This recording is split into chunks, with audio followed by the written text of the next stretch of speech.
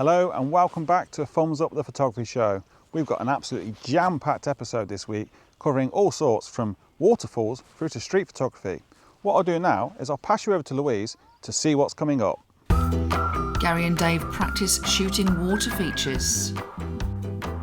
Martin catches up with Steve Vaughn to hone his street skills. Gary goes up to Crackpot Hall and it couldn't be more apt. But what a view.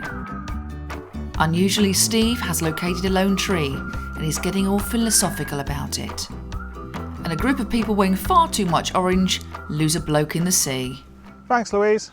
So first of all, we've got Waterfalls in Yorkshire when Dave drove up and met Silky for some tips on how to shoot moving water. Let's see how they got on.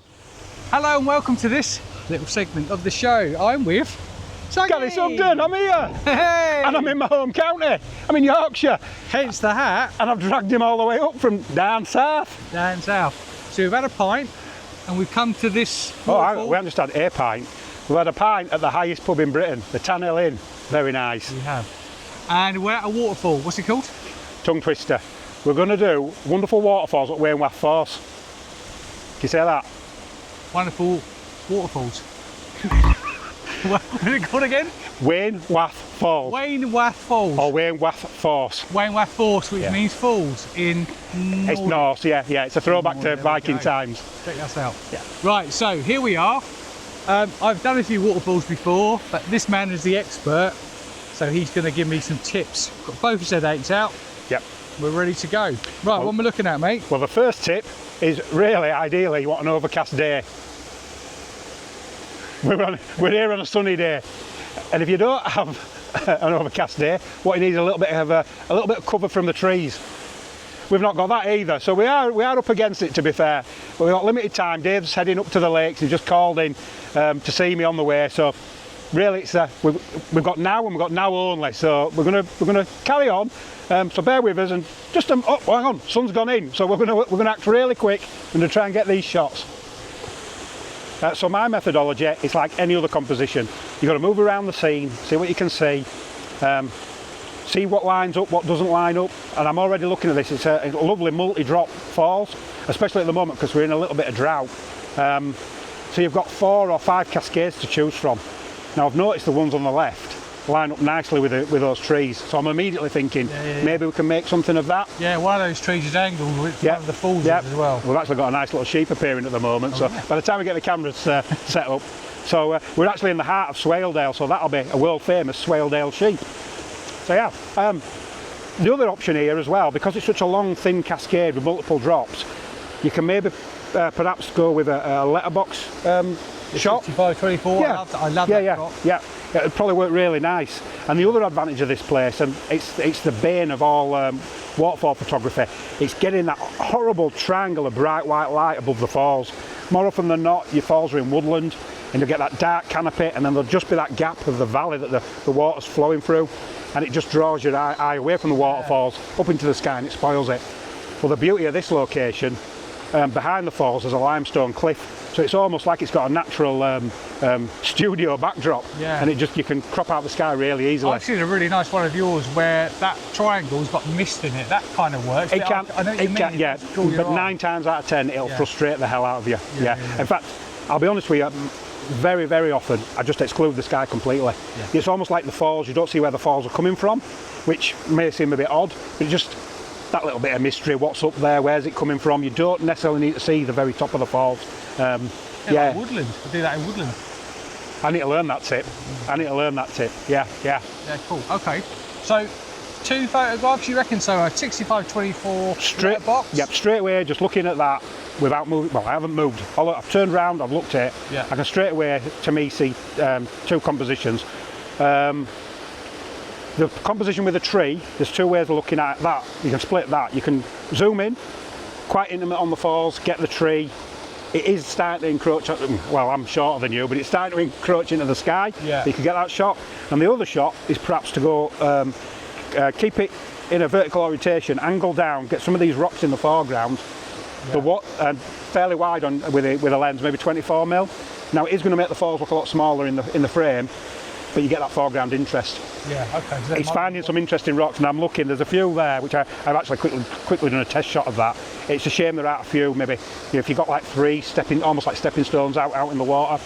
So recently, if I might want to put it on the screen, I took a picture up at the Lag and Bar hut, and a very similar idea. In fact, it's going to be in his exhibition that we're doing, hopefully. Cool, yeah. But there's the rocks going out into the river, and it just leads you. Yeah, although it doesn't lead you to some falls. Put it here. But it's there, yeah. Although it doesn't lead you to the falls, it leads you to the cottage and then the buckle, the mountain. The same principle. So if you can find some rocks in the water, you can make a really interesting foreground. Okay. What's your current opinion on shutter speed? I'm a big fan of having that blurred silky water. It's not for everybody. It's not. I appreciate that it's not for everybody, and I'm a big fan of blending. So, shutter speed wise, I always start around a 1/6 of a second, aiming for somewhere around a 1/6 or a 1/2 of a second. Okay. But have a look on the back of the screen. Usually, if you're very close to a cascade, you can go a lot faster, like 1/10 of a second. The closer you are. There'll be a scientific reason for this. I think it's the same principle, bear with me on this, I'm going to go off on one. You're driving in the car and you look out of the window, yeah, motorway barrier, very fast. Tree in the field, a bit slower, mountain slower still, and the moon isn't moving. Yes. So they're all moving at the same speed, it's just relative to you, yeah. So I think when you're closer to a cascade, you can use a faster shutter speed. So, like if you're a beginner, things you might not want to think about, learning about, polarizing filters. We're going to almost certainly use that. We'll be talking about them, yeah. To get rid of reflection. Neutral density filters, which will give us a sufficiently long shutter speed to get the silky water that Gary's talking particularly about. on a very bright day like today. Yeah, and something else we're going to talk about. Oh, and blending. So what Gary means by that is what? Mixing different shutter speeds. So when you're asking me, what sort of shutter speed do I prefer, I don't really have a preference. I start around 1/6 and I'll take multiple different exposures, different shutter speeds, and then I can mix and match. Sections of water might look better slower. Usually the plunge pool looks much better when it's longer, drawn out. But it is completely personal preference. We're going to ask Gary if he'll do a blending thing on his laptop or his PC to show us how to do that. It works really well at the sea, doesn't it? Because you can get waves coming in, splashing, and also a nice sky. And it kind of works quite well. Yeah, whenever you've got that moving water, it don't have to be waterfalls, Right, so we get to it? Yep, let's do it. Let's do this. Some interesting stuff with the guys there. We'll catch up with them again later to see how they got on with the rest of the shoot. But earlier in the year, Thumbs Up Photography held a street photography meetup in Oxford, and I hosted it. Let's see how I got on. I've parked just outside of Oxford in the park and ride because I'm led to believe that Oxford hates the car. So I'm going to catch the bus in, I'm going to meet up with the rest of the guys. It's being co-led today by Steve Vaughn, a fantastic local wedding photographer, but also really good street photographer. So he's going to show us around. But yeah, I'm going to bring you along for a little bit. And what I'll do is I'll put my Osmo action on my camera so you can kind of see what I'm shooting when I'm actually shooting street. But what I want to talk to you about today is community and how I think that community can be a fantastic tool for you to use to improve your photography. I've only been doing street for a couple of times really, so I'm still quite new to all this. So I find actually meeting up with other like-minded people can really help me learn my photography. So I'll bring you along and we'll go and meet up with everybody else. Now I remember in Series 1, when Martin had his first go at street photography, he didn't find it easy. And now he's out and about doing meetups with it. Bravo that man. It's not something that I've got the confidence to do. I don't want to get punched, and that's my biggest fear. Landscapes, well, they don't tend to fight back. They don't get angry. Oh, lads. Martin, where is everybody? So I've arrived here nice and early at Gloucester Green Town Square, just outside the old fire station. Got here nice and early because I don't want to be, as one of the admins, be one of the last ones here. That's just a bit of a poor show. So I'm just going to go and grab a coffee in the Cafe Nero over there and wait for everyone to arrive. But before I do that, I just want to show you what I'm using today. It's my Sony a7R III. I've only brought the one lens with me today. It's a 40mm f2.5. I've had this for a couple of months now and I absolutely love the lens. But what I'm hoping to do is, you'll see I've got my Osmo Action on here, the original one. And yeah, I'm hoping I can give you some sort of almost point of view look of what I'm actually photographing. So yeah, Going to go and grab a coffee and wait for everyone to arrive. Oh, there's Posh. For once he hasn't hit spoons and sent us all a photo of his fry-up. We are most grateful. Normally we have a great debate about black pudding, its merits or otherwise, or scab, as I like to call it. All right, so met up with the guys, and yeah, got Steve Vaughn here, who I told you about earlier. He's a fantastic local wedding photographer, an all-round nice guy. Actually, he was very kind to invite me on his photography podcast recently. Really enjoyed having a good chat with him, and that's how this really came about. Really, it's that whole community thing. So, you know, he watched my own videos and said, you know, he'd like to try and interview me, and obviously from that he's joined our community, and we're just building connections. And you know, to work with someone like this, who's an absolutely phenomenal photographer, as well as these guys as well, you can really just bounce ideas off each other. So that's the plan today. You know, going to go around, get him to show us around Oxford. I'm sure there's going to be some fantastic opportunities for photos here, and yeah, having someone like Steve around to show us these locations is really going to pay dividends. While we wait for everyone else to arrive, I just thought I'd grab this really quick opportunity to have a quick chat with Steve here, who's been very helpful in trying to set up this meetup. First met Steve, as I say, on his photography pod meetup. Do go and check it out. Meetup, not meetup. Podcast. I'm not going to cut that, it's fine. It is what it is, we are a shambles. So yeah, but yeah, from that, obviously myself and Steve, we had a good chat. He joined our group, and which is a great group, yeah. And basically from that, you know, we've organised this meetup. And one of the things I was talking about earlier was, with these meetups, it's a great opportunity to learn. Absolutely, yeah. And a classic example of that, and we've only been here for 5-10 minutes, was I just overheard Steve talking about the Sony and the Ricoh camera he's got.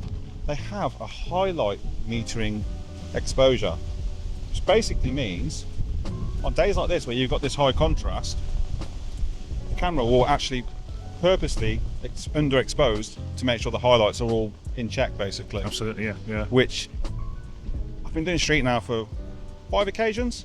I had no idea it existed. With landscape photography, I usually just have a multimeter, and it is what it is. Yeah. So that is so helpful. Yeah, I mean, it's a mode you can get a little bit carried away with, because it pushes everything into the shadow that isn't a highlight. Yeah. But on a contrasty day, like a place like Oxford, where you've got narrow alleyways, you've got light coming in through the buildings, it's quite fun to play with. So yeah, on the Ricoh, on the Sonys, not the Fuji for some reason, I don't know about Canons, but it's just a nice mode to make sure you don't blow the highlights, because you can always drag the shadows back if you're using a raw file. So yeah, highlight metering mode, Ricoh, Sony. Have a play with it. Fantastic. Yeah. And what do you want to show us around today? So Oxford is obviously a very famous old city. It's goes back to the 12th century in places, really. So there's lots of cool buildings if you're into that kind of stuff. Little alleyways, little nooks and crannies with great light. Because it's a big tourist city, there's always thousands of tourists walking around. You don't look out of place walking around with a camera, so nobody notices you taking pictures. So it's wherever people want to get out of it, really. I think when you do street photography, I think it's always good to set yourself a theme. Yeah. Otherwise, you can just get lost with just taking pictures of anything. So whether it's colour, whether it's shadows and contrast, whether it's types of people, whatever, reflections, any of those kind of work, really. But it's a cool place. There's loads of places to walk around, great coffee shops, good pubs as well. Yeah, absolutely. The thing that really struck a chord with myself, because obviously I've only been doing street now for a couple of months, really, was, you know, you can walk around Oxford with a camera and not really be noticed Not much. at all. Which, you know, I think for most people starting street photography, that's the main fear factor. Yeah, is completely. Are you going to get basically told to stop taking photos? Yeah, no, never in Oxford. And of course, we're wedding photographers, Samantha and I, and you know, we'll photograph college weddings about 5 or 6 times a year. So walking through Oxford with a bride and groom is super cool, because everybody's going, oh, look at bride and groom work, you know, and that's part of the fun, of course. So it's a great city, and hopefully we're going to have a dry day. It's been raining this morning, but hopefully it's going to hang on and be dry for the rest of the day. So Brilliant stuff. Looking forward to it. I really am. Yeah, thank you for this. Pleasure. So let's go and see if we can get some photos. Crack on, lads. What is the collective noun for photographers? I've looked online, but it's not too flattering. I'm sure our collective other halves could suggest a few options. Well, at the moment there's not too many people around, so I'd be looking at architecture, and there's so much of it. Oh, there's a victim, I mean subject.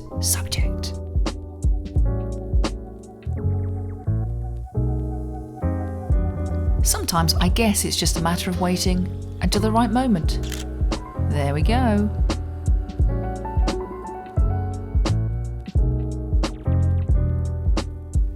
Another obliging subject. Thank goodness for phones, eh? Right, okay, so had a little walk around for a bit.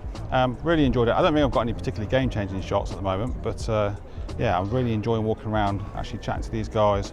Just as I say, it's that community spirit. We're all bouncing ideas off each other. You know, I'm watching what other people are doing, what they're looking for, and yeah, I'm just trying to sort of emulate that in some way and trying to create something of my own. So yeah, if you're not part of the Thumbs Up Photography Facebook group, I do highly suggest that you join. We're a really fantastic, friendly bunch, and yeah, we're just here to help each other and have fun. That's all it's about. So really do enjoy meeting up with different guys and bouncing ideas off each other. And yeah, if you join, you know, you might learn something, or you might be able to share some of your experiences. So go and check out thumbsup.photography website, or search for Thumbs Up Photography on Facebook. Love to see you there. Anyway, I'll hand you back over to one of the other guys. I'm going to finish this bit now and go around without vlogging, just to try and take some photos.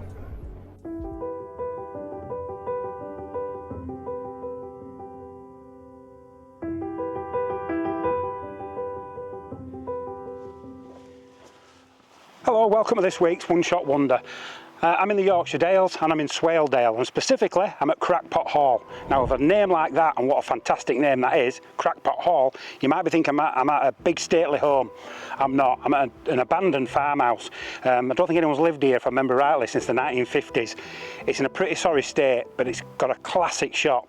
So I'm going to have a quick look around the ruins, and then I'm going to take you to what's probably the most famous shot from this location.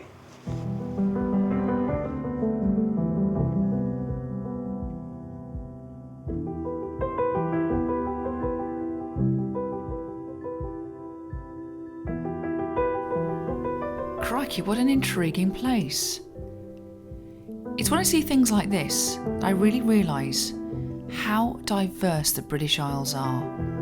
The scenes it offers up, the secrets it hides, the history, the stories of the individuals, the lives they led. Clues as to their hopes, fears, aspirations, their place in history. Fascinating. And I wonder if future generations will look back on whatever we leave behind with as much interest and intrigue, or just shake their heads and ask, why?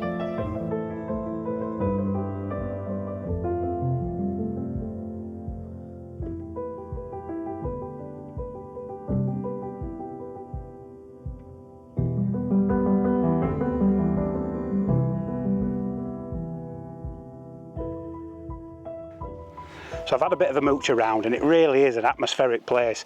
Got those stunning views down the Swale Valley, and I'll show you more of them in a moment. But I was reading a tale of this place.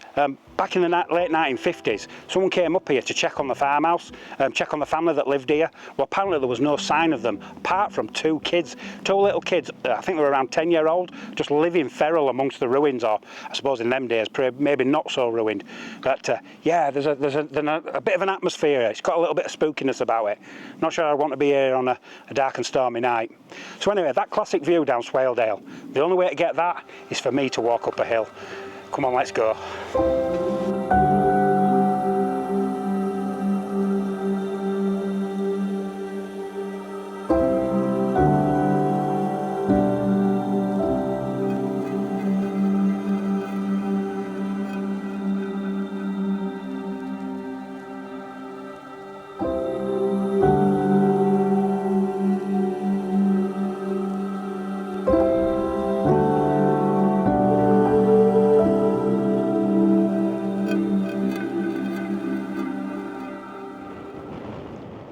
So I've clambered up the hill behind the farmhouse, and what you've got is it's an old lead mine, and there's old slag heaps, all the old rubble.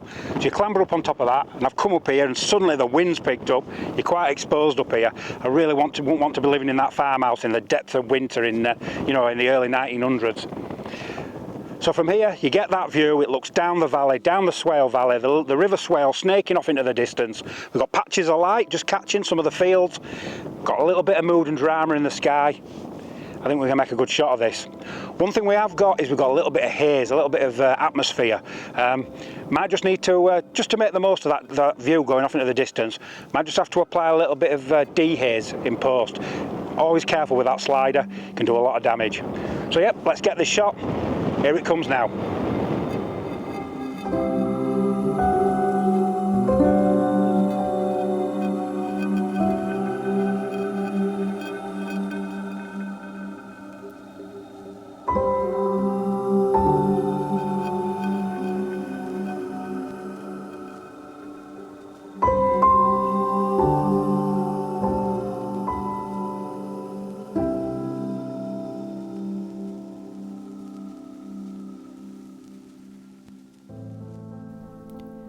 Well, it's early and it's raining, so you know it's a landscaper in the UK getting up for a dawn shoot.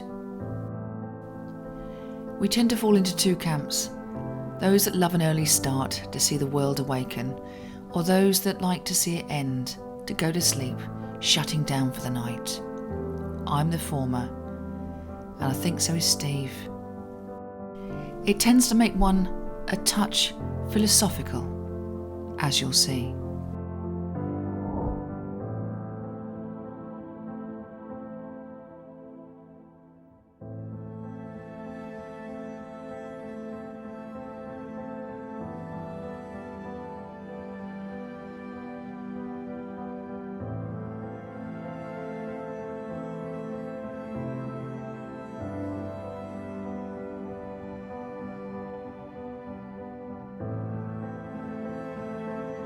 What inspires me?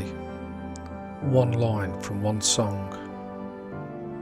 Time is fleeting. See what it brings. It's simple, but it hits hard. Out there, standing in front of the landscape, watching the light shift across the horizon, you realise just how true that is. Every moment is temporary. The wind as it travels through the trees, the light as it glances across the land, and it's gone just like that. That's what draws me back to photography, trying to hold on to the fleeting seconds, to see what they bring before they disappear into memory. And maybe the best thing we can do is to keep seeing what is bringing. Holding on to that one fleeting moment in time.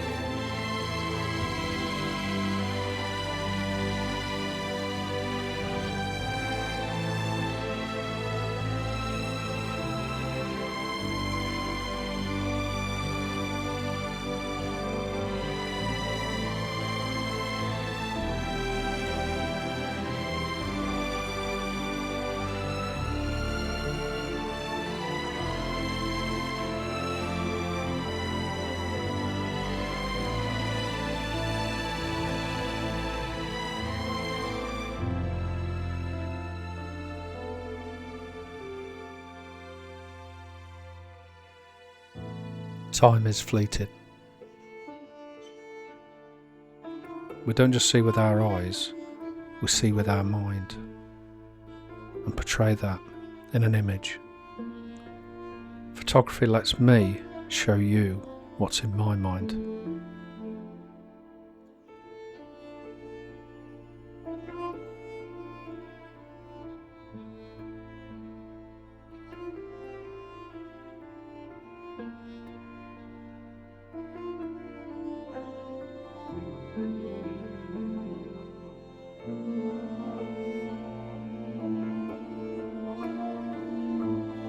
See what it brings.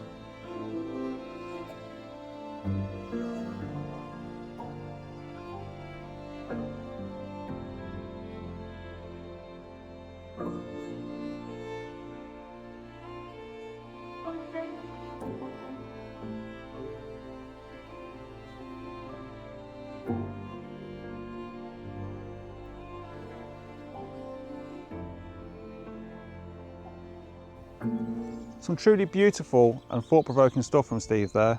I'm sure you'll all agree. Now, earlier on, Dave drove up to meet Suggy for a bit of a Waterfall Masterclass. Let's go back over to them now and see how they continue with the rest of the shoot. Right, so I've composed my shot. Gary was talking about those trees in the background not encroaching into the sky. So in other words, the background is still the cliffs. We want to get rid of the sky altogether. So I've gone up pretty high on the tripod. Somebody on my channel commented a few weeks ago about being wobbly. No, it's very stable at the moment. There is a 3-second delay on the camera, and I think it would only wobble if it was blowing. So I'm happy with that. I've got my filters here, Polarizers and NDs. What do I need, Maestro? Polarizer definitely. The reflections in the water. The sun's actually gone in, so it's only going to cope with that little bit of glare. It's not, I've just tried it on my camera and it's only making a marginal difference. Basically, if you've got sideways light, if you've got sun on your cheek, then you'll know that your polarizer is going to have a really marked difference on your image. Right. There's no sun anywhere. Not now, it's suddenly gone in, which is good. It's good for waterfall photography. So we're happy it's gone in. Yeah. It is going to give me it's going to slow down the shutter speed. It will slow down your shutter by a stop and a half usually. Yeah. Okay, let's go. We're going to go F11. F11? Does it matter? F11, nice sharp image. Yeah. And just see what shutter speed That's an eighth of a second. Okay, yeah. So I'd try and slow it down a little bit. And that's at F11. I'd close my aperture down slightly. I still think you'll get a sharp image if you go to F13 or maybe even F16. I'll go F16. Because actually that gives me, if I had an eighth of a second and put the 10 stop on, that would give me a 2-minute exposure. You're way too long, way too long. Yeah. Too long. Okay, so F16 at a fifth. Fifth, okay. Yeah. Take a test shot and see what and see what the water looks like. So I've got the polarizer, I haven't rotated it at all. As you say, it's not making a great deal of difference, no. Okay. Right, so it is wobbling, but 3-second delay. Okay. Actually, that was a 2-second delay. But I will check the image. Then we just change the delay to a 3-second delay, like that. And that makes sure all that wobbling is stopped. So we talked about the frustration of the bright sky encroaching into the image and sort of causing a distraction away from the waterfall. Well, one of the things is to get higher. And you saw Dave had his huge tripod with its long centre column. Well, I'm short in stature. If my camera's that high, I can't reach it, never mind see it. What you've got at this location is a nice little viewing platform, and it does give you that height, but there's two issues with that. Firstly, it's a viewing platform. That image has just been absolutely done to death. Secondly, you do lose that nice little tree that we were trying to get into the frame, but yeah, it's okay. Might get a shot here, I'm not 100% sure. Might just be quickly get the iPhone out and just get one and get it, just so it's logged in the memory banks. Okay, what do you think of that, bud? This is where my short stature, but luckily Dave's placed a little stone for me to stand on. That looks good to me. Yeah. So the issue you've got if you go with too long an exposure, the water just becomes a total blur. There's no texture, no definition, and it just looks like it's been painted in with emulsion. And yeah, so whether you're a fan of the long exposures or not, you can go too long. Okay. So effectively you're getting a perfectly good exposure there with just a polarizer. Now you're going to ask me, well, why do you need NDs? Why do you need NDs? Well, if it's a particularly bright day, then yes, you would need to put an ND on. And all an ND is just think sunglasses for your camera. It just darkens the image down, so you can either open up your aperture, or in this case, you can make your exposure time longer, your shutter speed longer. You don't want to do it for the main falls, as I mentioned before. You're just going to get this total white out and no texture whatsoever. But what I'm a fan of is blending, and this is where it comes into practice. So that plunge pool, it's quite chaotic, and there's a little bit of glare, a little bit of sparkle on the water. If we make it longer, 30 seconds for example, you'll smooth all that out, and it's almost like when you go for these extreme exposures at the coast and you get that ice skate rink style of water. If you aim for something like that in your plunge pool, you might like it, you might not. It's a stylistic choice. Yeah. But you're here, you're only here now in this moment. You've got the NDs. I'd put one on, I'd take the shot, and you can make that decision when you get back to your PC. Cool, okay. So I'm going to do that. Thank you very much to Gary. What we're going to do now is we'll put my effort on the screen, followed by Gary's effort on the screen, and he's going to blend his, I think. So I am, definitely. We can show you the difference that a professional waterfall photographer makes to the shot. But I'm going to take that knowledge and these filters to the Lake District, and maybe next week you'll see me there.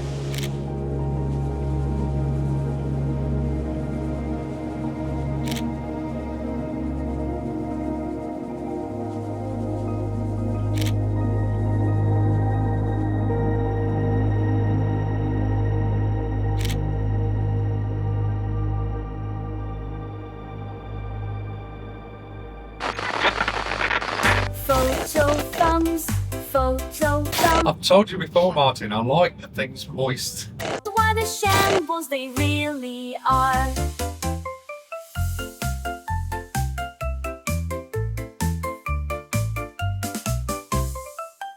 Oh, Joey with my new camera is absolutely fantastic. It's got all the features. It's got built-in ND filters and everything. It's absolutely amazing.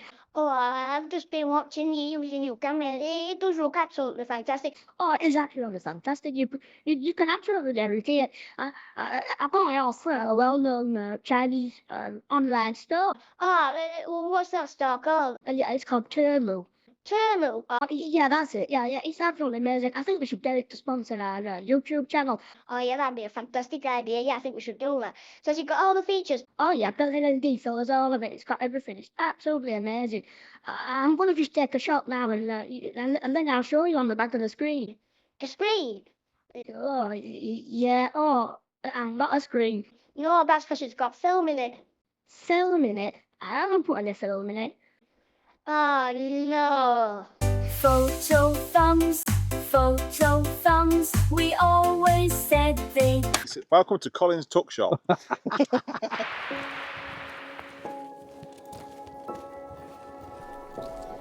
Oh, another early start, but this time for a seascape. Excellent. Is it me? Or is there a proliferation of orange on this channel at the moment?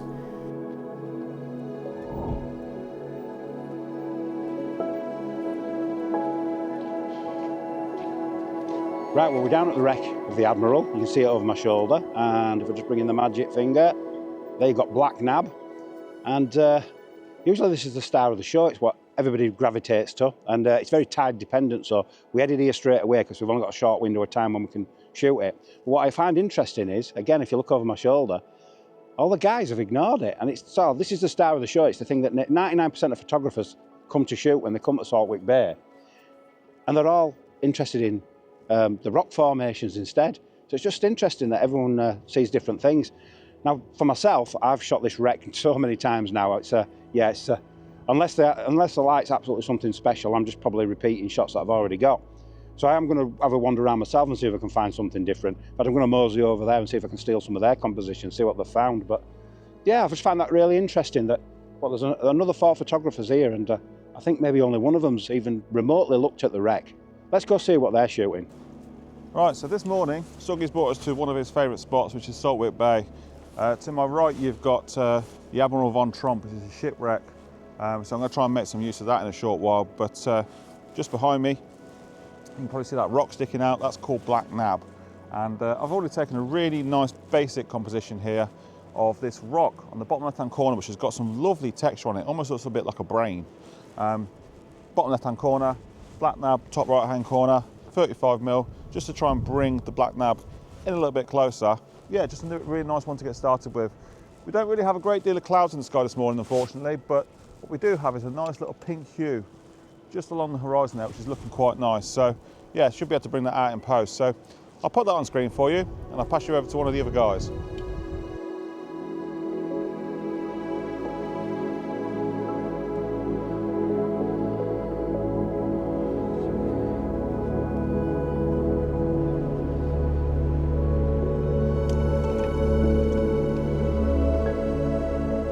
So I've actually come out of the way of the guys. I was in the way of the guys. They were moaning at me. It's not very nice. It wasn't very nice. It wasn't pretty. But I thought, you know what, I better move. So I have. Come back, change to the longer lens, try and compress this foreground rock with the nab, trying to get the silhouette of the nab just to the left-hand side. I would try portrait and landscape because I like both. But we've got this shroud of cloud that's catching the morning light, pink hue. It is beautiful, it's beautiful. And the sun is just about to break through any minute, so that's going to be really nice as well. And it will totally change the composition. I think it will really bring the nab out really nice. So loving this, absolutely loving this.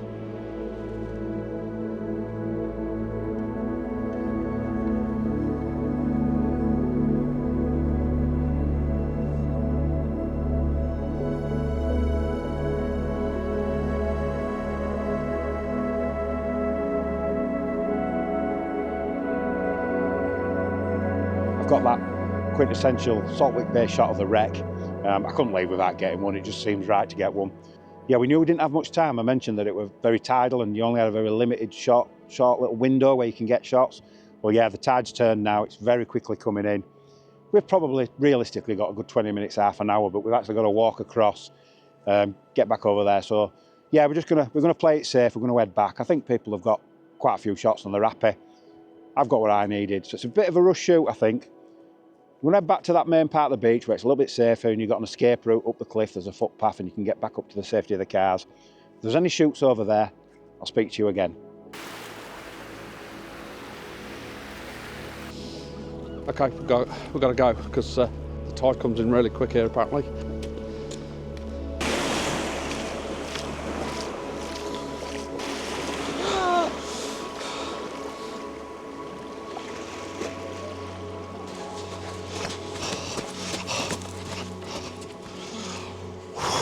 That was so close. You're right about that tide coming in quick. Thank God the four of us are safe. So we're going to get some breakfast. Yeah, let's do it. Spoons by any chance, lads? You said 4 of us. There's 5 of us. Colin! Colin! Colin! Colin! To be fair, lad, I'd stay out there, lest you get struck by the orange virus too. Hello? Which service? RNLI, please. Is anyone else conflicted by that image? Oh, not anymore though. Hello. This channel's taken a turn for the better. Crikey, that tide does rip in, doesn't it? Lord knows how we're going to pay for all this. We're not even monetised yet. I'd leave him dangling. It's his own silly fault.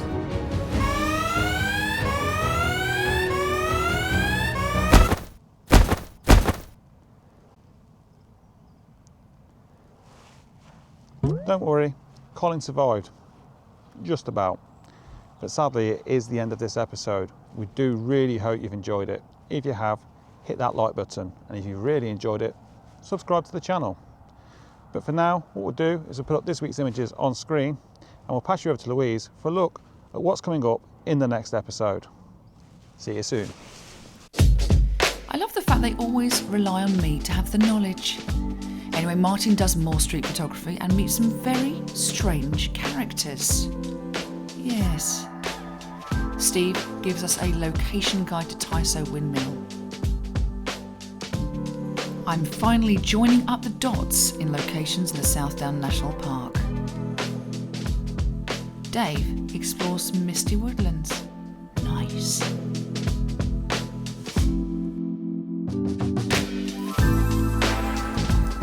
Gary is photographing this classic location in the Scottish Highlands, and very atmospheric it looks too. And as a bonus, we are also taking you along on a group meet at this stunning Welsh island.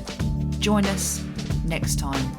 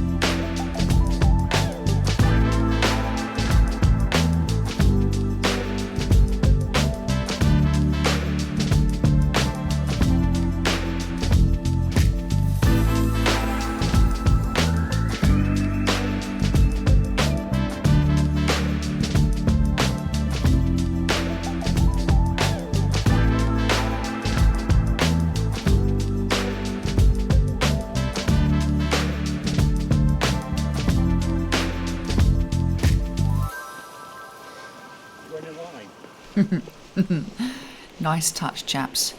Stop with the orange though, eh? Please?